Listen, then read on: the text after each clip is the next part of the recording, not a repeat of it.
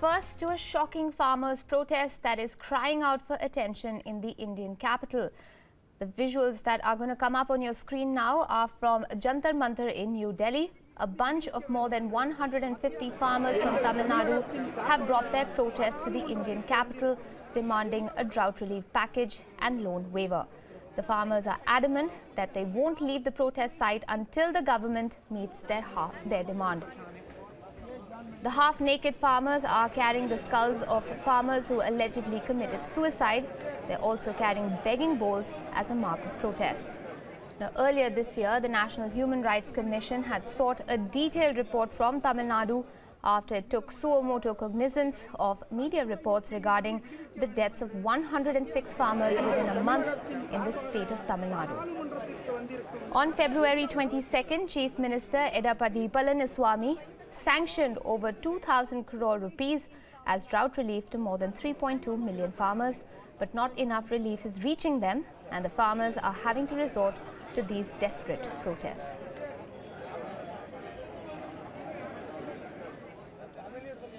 Joining me on the phone line right now is economist Devinder Sharma. Also with me is my colleague Jessica Taneja, who's been tracking this story.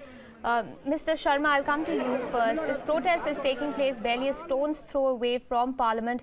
Do you think the MPs are not being sensitive enough to the drought crisis across southern India? Well, I think why do I need to blame the member parliament in Delhi? If I go to Tamil Nadu as well as Karnataka, I find in the capital city of Chennai or in Bangalore, there is no semblance of a severe drought which is happening right in their backyard. And this is not the first year of drought. This is happening for the last 3 years. I'm glad the Chief Minister did come out with a relief fund. And but then a section of the media is trying to say people don't need doles, and that's what the Prime Minister said, and they are quoting him out of the context to say that the poor don't need doles, and this is also being dubbed as the category of doles.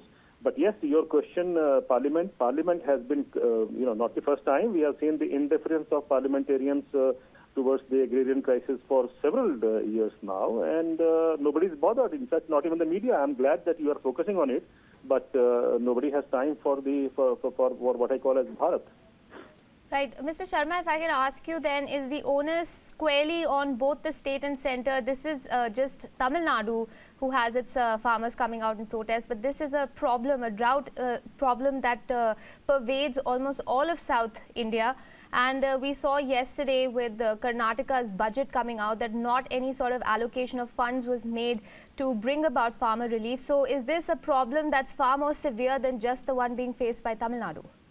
You are very right when you say this, that it is a problem which should not be only referred to be addressed by the governments of Karnataka or Tamil Nadu. It's a crisis which is both, as you rightly mentioned, center and the states are responsible. Now, why I'm saying this is, if you just see the statement made by the economic advisor yesterday at Kochi, what he said is that the corporates need a bailout package. Now, look at this man. He's suggesting a bailout package for those who should have been behind bars, whereas if you just talk of a bailout package for the farmers, there will be an entire halla-gulla in this country. The economists will be up in arms, the politicians will be up in arms, the media will be up in arms if we have to give a bailout package for the farmers. But for the industry, we are ready for, and India ratings tells us that we want to, Government of India is trying to, waive off loans of 4 lakh crore for the corporates. So there's no dearth of money in this country. The only thing is going to the wrong hands. And whereas the poor people are being deliberately ignored, and that is the reason why we have a terrible, terrible agrarian crisis in this country. Right. Stay with me. I'll have a follow-up question for you, but I want to go across to my colleague Jessica Taneja, who has been tracking this story from Jantar Mantar itself. Jessica, there is news, of course, of the Chief Minister E. Palaniswamy sanctioning over 2,000 crores as drought relief to more than 3.2 million farmers in Tamil Nadu. What exactly do you find, is the reaction of the farmers here in this protest to that news? Do they feel that this is just lip service, or do you think that it's actually something that they feel is going to come through? Well, Aisha, you're right at pointing out that this looks like it's a lip service for the farmers, because even earlier when the funds were released for them and the state government had to spend, they said it was only spent on say about 102, and the others were blatantly ignored, and no care was taken of the other farmers, and hence they were forced to come to New Delhi instead of just sticking out in Tamil Nadu and protesting. They were forced to come here and protest in front of Prime Minister's office today, and many of these farmers that I've spoken to have not even eaten since the day they've arrived here. This is much more severe than just an emotional appeal. Their living, their livelihood belongs, there, and a lot of problems that they've been facing has not been taken care of either by the state government or let alone the central government. So the funds, the relief, the banks, the loan waivers that they've been demanding is what they require right now. It is their immediate need. They say we're almost reaching a situation of famine. And remember, an important point here also they were pointing out again and again is the fact they're all settled in the Kaveri belt, which is a badly hit drought area. And we know that the Kaveri water issue, which is being shared by both Karnataka and Tamil Nadu, has become a problem for the state for a very long time. And we've been seeing the case being battled in Supreme Court. But on the other hand, these are the farmers who've been affected by it. There is no water also. Apart from just the government's help, they're also looking at the release of water that they need for cultivating their agricultural lands. That is also another problem apart from the drought situation they're facing. So they come with multiple problems and they want it to be addressed. And they feel that Tamil Nadu now in itself won't really help. All right, Mr. Sharma, obviously, like Jessica is pointing out, there are more than just the one factor, that is affecting these farmers. Drought on the one hand, lack of water on the other hand, the release of water from the Kaveri, which is already contested by both Karnataka and Tamil Nadu. But going back to what you mentioned about that bailout package, how far do you think this has to do with the fact that there's a nexus of, power and influence that is operating, that is asking ministers and lawmakers to look at the demands of corporate India and not at agrarian India? Well, that's a real issue, which is actually at the foundation of the crisis that we see today. And the point I think we need to understand is as your colleague mentioned, the 2,000 crore relief that the government has announced in Tamil Nadu. I would have seen it as even if it is a small help to the farmers. The best way to do is everyone has a Jan Dhan account now. Why do you have to move through the state machinery? Now put it in their bank accounts. That's what we are told, that everyone has got a Jan Dhan account. Now that is again not going to address the issue, as was rightly mentioned. This is a complex issue, political as well as one which is related to climate and so on. But I would say that the best way forward is, why can't the state come out with a package? State means the central government come out with a package of, let's say, 1 lakh crore bailout package for the farmers of Tamil Nadu and Karnataka.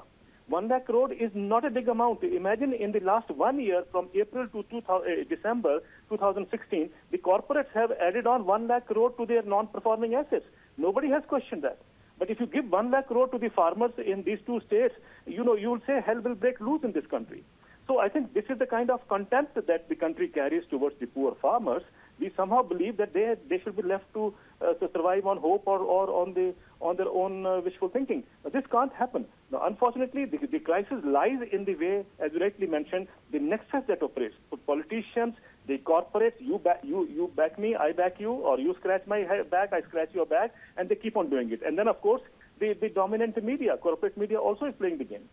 Is this also a legacy issue, Mr. Sharma, in your opinion, with state administration changing hands every now and then, causing a problem for the promises that are made by the previous administration being looked upon with a certain amount of, let's say, negativity or suspicion by the administration that follows through, and it's the farmers then at the end of the day who lose out? Yes, farmers, of course, lose out. But it's interesting, your question itself is interesting.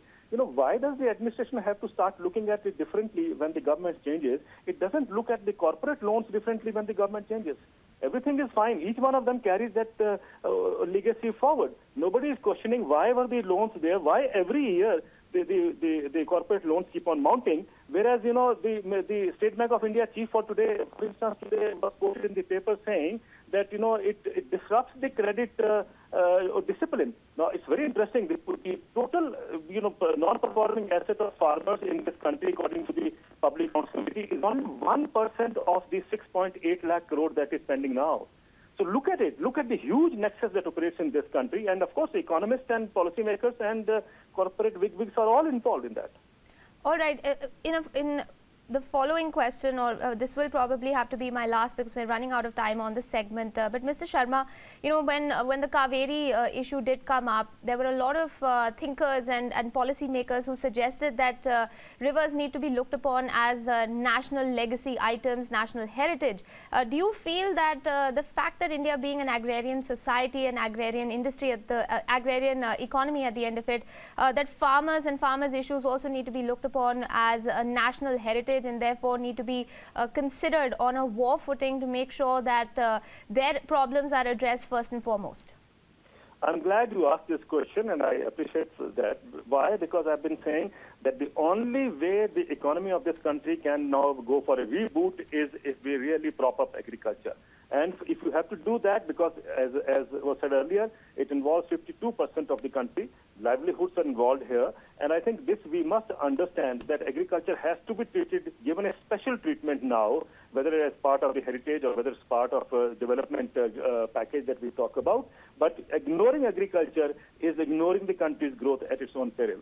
I think that is something which has to be driven to this country, that what they are following, the kind of model they are following, is disastrous for this country.